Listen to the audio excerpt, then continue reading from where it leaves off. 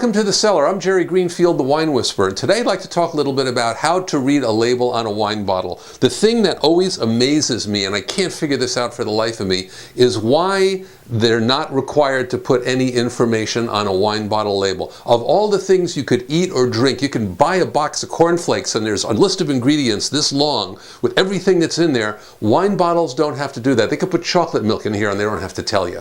There's no information about what's in the bottle. The only thing that's on the bottle is either the name of the producer, the vintage, how much is in the bottle, 750 milliliters, and the alcohol content, 13.4%. That's all they have to tell you. So basically, if you don't know a particular wine, you're not familiar with it, you're not going to know what's in there. So let's take a look. First thing you're going to see is the name of the producer, Pierre-Henri Morel down here.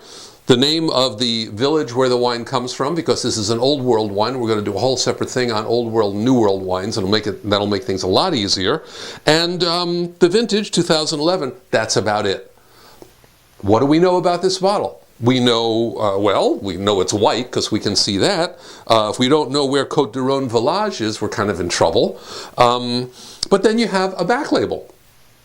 Now, back labels come in two varieties. So what I call, when I teach beginning classes, I call them a help label and a hype label. The hype label will say something like, "Our family picked these grapes from our centuries-old vineyard. We wept with joy as we crushed each one individually to make this fabulous wine that goes with any cuisine." Well, what does that tell you? Squat.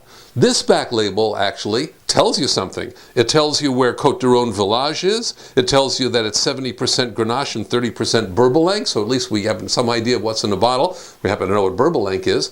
So reading a wine label is really not all that easy, but as you get familiar with it, as you find producers that you like, you look for wine from those producers, and it'll give you a much better idea of exactly what might be in the bottle. I'm Jerry Greenfield, the Wine Whisperer.